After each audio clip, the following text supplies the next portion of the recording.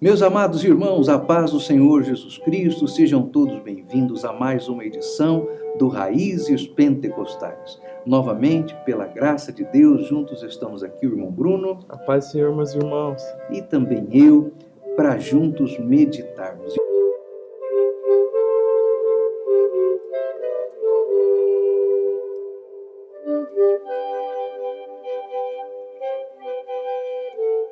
Hoje eu acho que é um daqueles programas assim que mereceria um selo, né, de hino especial, hino mais amado, sei lá, alguma coisa assim, porque hoje a letra é a letra do hino 15 da harpa cristã. Para mim, um dos hinos mais bonitos que tem na harpa cristã é esse daqui.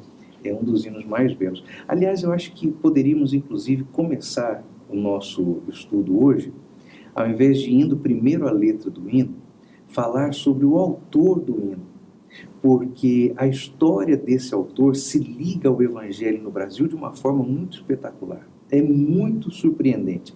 É um daqueles lances da providência divina pelos quais nós não conseguimos ser gratos a Deus da forma mais adequada. Nós já falamos sobre esse autor outras vezes aqui. O seu nome é Henry Maxwell Wright. E este compositor está ligado à história brasileira, porque, filho de ingleses, ele nasceu em Portugal. E a sua família tinha um negócio de exportação de café brasileiro, vender café brasileiro na Europa. Então ele esteve em contato com o Brasil, mas inicialmente por causa disso. E vindo ao nosso país, acabou ligando-se às igrejas protestantes aqui, e a igreja no Brasil deve a este homem, Henry Maxwell Wright, 3 grandes inovações na liturgia cristã aqui no Brasil, coisas que antes dele não havia. Primeiro, a realização de cruzadas evangelísticas em teatros. Não havia, coisa da Europa e dos Estados Unidos, mas ele trouxe para o Brasil. Segundo, ele começou a introduzir canto congregacional intervalado com a pregação, com a mensagem. Então era comum que nas pregações que ele fizesse, ele cantasse alguns trechos de hino, que para a época era uma coisa que não acontece, né? Não acontecia. Mesmo hoje não é comum, né? É preciso que seja algo muito oportuno, muito calculado, para você não estragar a ministração da palavra de Deus. E a terceira prática que não havia no Brasil, mas é devida a ele, assim os historiadores concluem, é a prática do apelo após a mensagem. É uma coisa que hoje ninguém pensa em deixar de fazer, mas até então deve-se a ele a introdução desse costume no culto brasileiro. Também a ele devemos hinos maravilhosos que estão na harpa cristã, em especial o hino de número 15, o hino chamado Conversão. Mas, irmão Bruno, me parece que o irmão separou aí na dica literária de hoje uma explicação teológica sobre o que é conversão. Sim, eu queria Vamos começar por ela. Eu vou ler o verbete de conversão no dicionário do pastor Cláudio Honor. E a definição que o pastor dá é a seguinte: conversão é a mudança que Deus opera na vida do que aceita a Cristo como seu salvador pessoal, modificando-lhe radicalmente a maneira de ser, pensar e agir. A conversão é o lado objetivo e externo do novo nascimento. Por intermédio dela, o pecador arrependido mostra ao mundo a obra que Cristo operou em seu interior, a regeneração. Mas é interessante porque muitas vezes as pessoas tomam conversão como sinônimo de arrependimento. E não é. Não é. Então, o arrependimento é a ação demonstrada no homem a partir do convencimento que o Espírito Santo nele opera. E este arrependimento leva o homem a desejar a salvação. Feito isto, aí Deus opera a conversão. Mas a conversão, portanto, é operada pelo Senhor, é uma transformação completa na vida do ser humano. É aquilo que o pastor fala aqui, ó, é uma transformação no ser, no pensar e no agir.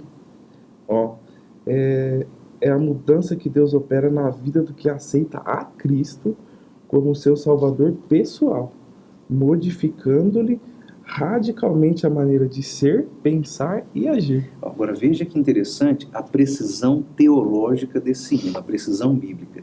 Porque a primeira estrofe do hino diz assim: ó quão cego eu andei, perdido vaguei, longe, longe do meu Salvador. É o tipo de autopercepção que somente aquele que teve a mente transformada pode alcançar. Como que alguém que não teve a sua mentalidade transformada vai concluir de si mesmo que anteriormente ele andava longe, perdido e cego? Meu irmão, ninguém vai dizer isso de si mesmo. Não vai. É aquilo que a gente falou na semana passada, pastor, sobre o hino 14. Para você aceitar Cristo como Salvador, você precisa reconhecer que precisa dele. Reconhecendo, Deus opera a conversão. Há um texto na palavra de Deus, no livro do Apocalipse, numa das cartas de Cristo às igrejas da Ásia, em que o pastor de uma dessas igrejas é chamado de pobre, cego, nu e miserável. Mas ele achava de si que era rico. Ele achava de si que era bem-sucedido. Só a conversão leva o homem a mudar a maneira de pensar, inclusive de pensar a respeito de si mesmo, de pensar a respeito de Deus, da necessidade que ele tem de salvação. O apóstolo Paulo fala de si mesmo: ó miserável homem que sou. Exatamente. Este hino tão belo, então, fala sobre a conversão, a necessidade de arrependimento. O hino fala a respeito do sangue de Cristo vertido por nós. Do céu ele desceu e o seu sangue ele verteu para salvar um pobre pecador. Parece uma coisa um pouco óbvia, mas eu acho que merece a nossa atenção. Por que era necessário derramamento de sangue para o perdão dos pecados? Não poderia ser o perdão dos pecados alcançado apenas por uma declaração da parte de Deus? Por que era preciso que Cristo sofresse? A questão toda tem a ver com o seguinte: o sangue do Senhor Jesus Cristo, primeiro, foi derramado em lugar do nosso próprio. Não havia condição do homem religar-se a Deus senão através de um sacrifício. Essa não é uma exigência de Satanás. Essa é uma exigência da justiça divina. O homem perdeu a sua vida quando pecou. Precisava reavê-la. E o único modo do homem reaver a vida que perdeu era morrendo. Mas a morte do próprio homem não lhe é suficiente à salvação. Eu não poderia salvar a minha alma. Eu poderia morrer por mim, mas não poderia salvar a minha alma. A morte de Cristo, essa é perfeita, porque ele sofreu aquilo que, mesmo que eu sofresse, ainda não me tornaria legítimo para receber a salvação. Então, o Senhor Jesus Cristo não apenas morreu no nosso lugar porque não havia quem pudesse fazer isso. Ele, o verdadeiro homem, ele, o verdadeiro Deus, só a morte dele é que poderia fazer pelo homem alguma coisa para a sua salvação. É sempre pelos méritos de Cristo. Sempre. Porque se Jesus não morre na cruz e Deus condena toda a humanidade, Deus ainda assim não seria injusto. Ele estaria cumprindo justiça. Estaria cumprindo a sua justiça. Mas ele cumpre essa mesma justiça de um modo misericordioso, entregando Cristo para sofrer o dano dessa justiça. E é esse mesmo termo que a gente tem que usar, entregando. Porque Jesus ele não foi morto, ele se entregou. Agora veja que coisa interessante, porque essa explicação que você deu é aquele campo meio nebuloso em que os calvinistas se perdem. Ora, se Deus condenasse, como condenou, todos os homens à danação eterna, ele estaria correto. De fato, quem é que está questionando isso? Mas nós estamos dizendo que Deus ainda assim cumpriu a sua justiça na misericórdia da salvação ofertada em Cristo. Nesse terreno arenoso, os calvinistas se perdem, dizendo não que Deus cumpriu a justiça na misericórdia em Cristo, mas que Deus, de forma amorosa, abriu uma exceção no seu domínio, no seu desígnio eterno, para salvar alguns segundo a sua deliberação. Mas isso vai totalmente contra as Sagradas Escrituras, porque a salvação em Cristo é um ato de misericórdia, sim, mas não é um ato de exceção, é um ato de justiça. É a justiça cumprida na misericórdia, não é a misericórdia cumprida na exceção. E se Deus não faz isso, ele iria contra si mesmo. Porque lá no Éden, quando o homem pecou, ele fala assim, ó, virá o que pisará a cabeça da serpente. Ou seja, a declaração de Deus do plano redentor dele. E um plano universal. Universal. Porque esse texto de Gênesis capítulo 3, versículo 15, não faz divisão, não faz acepção entre um grupo a ser salvo e o outro a não ser. O que os calvinistas se perdem é que eles tentam pegar a palavra mundo e em certos determinados momentos mundo significa uma coisa, em outro significa outra. Mundo é mundo, gente. Tá na Bíblia a mesma coisa, tudo igual. Eu estou lendo um livro muito interessante a respeito de princípios de hermenêutica, interpretação bíblica, e se nós vamos nos utilizar do método histórico-gramatical para fazer a interpretação bíblica, significa que, por primeiro exercício exegético, nós procuraremos entender o texto a partir daquilo que o texto está dizendo de forma simples e literária. Nada de ficar objetivando alguma coisa escondida atrás do texto. O que o texto diz, na sua própria língua, no idioma em que você o está lendo, o que ele diz?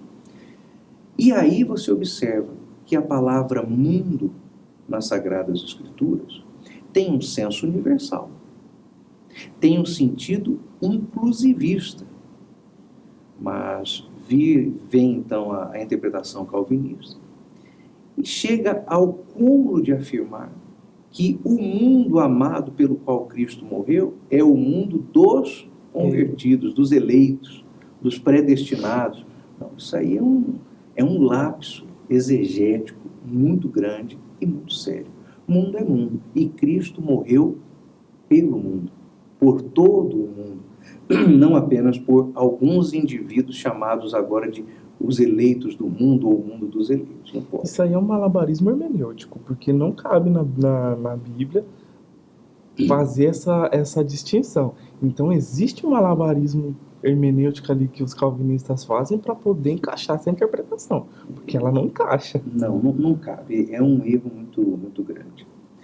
Outra parte aqui desse hino que eu gosto muito, meu irmão, diz assim: mas um dia senti meu pecado e vi sobre mim a espada da lei.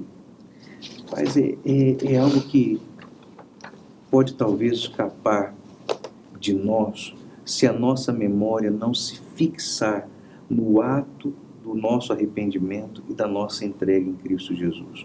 Porque sentir o pecado em si é aquilo que leva o homem ao arrependimento. Quando o Espírito opera no homem o convencimento, significa que o homem está confrontado pelo pecado que ele cometeu. Ele sente o peso de seu pecado. É o Salmo 51. Quando disse Davi: o meu pecado está diante de mim todos os dias. Ou ainda, o meu pecado me alcançou. Ainda sobre o mesmo contexto do erro dele com Betseba e contra Urias, o heteu. O pecado alcançou. Esse é o momento em que o homem sente o peso do pecado. Infelizmente, nem todos saem daí para a conversão ou para o arrependimento. Alguns permanecem nesse momento, desviando os olhos do pecado que confronta e jogando fora a salvação. Eu lembro quando eu era criança, a professora da escola dominical falou assim, para a gente entender a conversão, a gente tem que pensar na conversão como um rio caudoso, muito sujo, com muito lixo, e que a gente está nadando nesse rio contra a correnteza. e nadando contra a correnteza desse rio sujo, a gente vê toda a sujeira vindo contra a gente. Agora, se a gente relaxa e deixa a correnteza levar, a gente não percebe a sujeira. Então, a conversão é isso, é ser confrontado, é dar de frente com o seu pecado. O meu avô, pai da minha mãe, converteu-se e foi o primeiro a aceitar Jesus em casa. Então era ele, a esposa, minha avó, mais 9 filhos, dentre estes a minha mãe. Ele foi o primeiro a aceitar o Senhor Jesus Cristo. E a história de conversão dele não foi diferente da história de vários milhões de outros crentes no Brasil e no mundo que foram tocados pela mensagem que está nesse hino. Porque é um hino de mensagem comovente. Mas não é aquela comoção causada por um louvor irracional. Aliás, louvor não, né? Por um cântico irracional. É a comoção causada pelo confronto com a condição que o homem tem de pecador. E, meu irmão, poucas vezes um hino foi capaz de dar ao homem a dimensão do estrago espiritual que ele vivia, como este canto aqui. Senti sobre mim a espada da lei. Esse homem não alivia, irmão Bruno. Não, ele vai direto e ele não alivia, ele vai direto no ponto, mostrando a nossa condição como pecadores, só que o coro, ele resolve todo o problema. Porque no coro ele fala, foi na cruz, onde um dia eu vi o meu pecado castigado em Jesus. Aí está a condição substitutiva do sacrifício do Senhor Jesus em nosso favor. Cristo morreu no nosso lugar. Foi ali pela fé que os olhos abri. Agora eu me alegro em sua cruz. Mas, irmão, assim como eu me alegro por aqueles que abriram os olhos diante da cruz, tem aqueles tantos que fecham os olhos diante da cruz. Negam a salvação, negam o Salvador e negam que precisam de Cristo, negam que são pecadores, negam que são caídos. O homem tem o seu coração muito endurecido, mas aqui está o bom retrato, aquele que gostaríamos de ver em todos, não é? Pela fé os olhos abri e agora me alegro em sua luz. Essa mesma condição nós vimos no hino 14, da satisfação, da alegria, do prazer no sacrifício do Senhor Jesus. É sempre pelos méritos de Cristo. Se fosse por nós, pelas nossas forças, a gente não poderia. O último verso desse hino, ele fala assim, ó, quão ditoso então este meu coração, conhecendo o excelso amor que levou meu Jesus a sofrer lá na cruz, para salvar um tão pobre pecador. Ou seja, um coração arrependido é aquele que reconhece a Cristo. Todo hino aponta para Cristo. Todo hino aponta para o que Cristo fez por nós. Todo esse hino aqui podia ser uma pregação. Poderia. Isso aqui é um esboço de uma pregação. E sem boa. dúvida alguma. Conhecendo o excelso amor que levou Jesus a morrer na cruz. Esse texto que nós chamamos de áureo da Bíblia, que é João capítulo 3, o verso 16, mostra a incapacidade humana, intelectual até, de compreender a dimensão do amor de Deus. Porque diz assim, porque Deus amou o mundo de tal maneira que deu o seu Filho unigênito. Meu irmão, não é uma hipérbole quando o evangelista diz de tal maneira. Trata-se da insuficiência humana para descrever a dimensão deste amor. Claro que poderíamos pensar, a pergunta é necessária. Ora, mas sendo a Bíblia inspirada, o Espírito não poderia dar ao autor todas as palavras que dimensionassem o amor de Deus? O Espírito poderia, e o escritor registraria. Nós entenderíamos? Não. O pastor Antônio Gilberto falava que a Bíblia foi escrita por Deus, guiada pelo Espírito Santo, mas do jeito que a gente pudesse compreender. Exato. Outra passagem que fala sobre este amor é Romanos, capítulo 8, o versículo 35, diz assim, Quem nos separará do amor de Cristo? Será a tribulação, ou a angústia, ou a perseguição, ou a fome, ou a nudez, ou o perigo, ou a espada? Como está escrito, e aí vem uma citação de um salmo: por amor de ti, somos entregues à morte o dia todo. Fomos considerados como ovelhas para o matadouro. No verso 38, Paulo diz assim: porque eu estou bem certo de que nem a morte, nem a vida, nem os anjos, nem os principados, nem as coisas do presente, nem do porvir, nem dos poderes, nem altura, nem profundidade, nem qualquer outra criatura nos poderá separar do amor de Deus que está em Cristo Jesus, o nosso Senhor. Observe que o apóstolo Paulo, orientado pelo Espírito Santo, não declina sobre as dimensões do amor. Ele nos faz compreender a extensão do amor, dando uma lista de inimigos que o amor venceu. Sendo esse amor tão vasto, Paulo vem a concluir: nem mais nada que se puder pensar, imaginar ou criar, pela dimensão que é este amor que salva o homem do seu pecado. Esse é o amor de Deus que está sendo cantado nesse hino. É imensurável, a gente não consegue medir, a gente não consegue descrever. Graças a Deus por esse amor tão maravilhoso. Meus irmãos, havendo chegado ao final dessa meditação, nós vamos nos despedir e vamos deixar os queridos irmãos na companhia das nossas instrumentistas, membros da banda Boas Novas da ETAD, e enquanto meditamos na linda melodia deste hino, nós vamos também acompanhar a palavra devocional com o irmão Alexandre Valeriano. Irmão Bruno? Pai, Senhor, pastor, Pai, Senhor, meus irmãos, até a próxima semana. Meus queridos irmãos, a paz do Senhor, até o nosso próximo programa, se Deus assim nos permitir.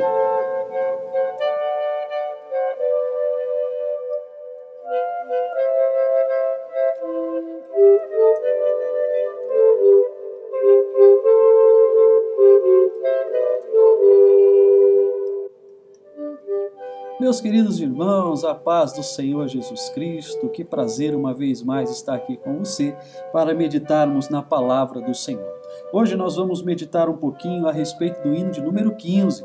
Eu não sei aí na sua região, mas pelo menos aqui na nossa região em Campinas, na minha congregação e nas demais que nós vamos bastante, este hino, ele é um dos hinos mais cantados em nossas congregações. O hino de número 15, Conversão.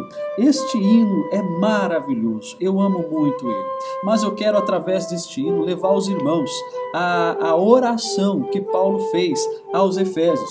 Então eu quero convidar você a abrir a sua Bíblia, Efésios capítulo de número 5, versículo de número 18, onde Paulo ora dizendo assim: tendo iluminado os olhos do vosso coração, para saberdes qual é a esperança do seu chamado, qual a riqueza da glória e da sua herança nos santos. Eu vejo Paulo orando pelos Efésios e eu vejo ele pedindo, irmãos, iluminação para aqueles crentes que estavam lá na cidade de Éfeso. Agora, esta iluminação, ela é uma iluminação para o coração, é uma iluminação para o entendimento. Ou seja, Paulo pede uma iluminação interior, aonde isto resulta não em emoções, mas em escolha.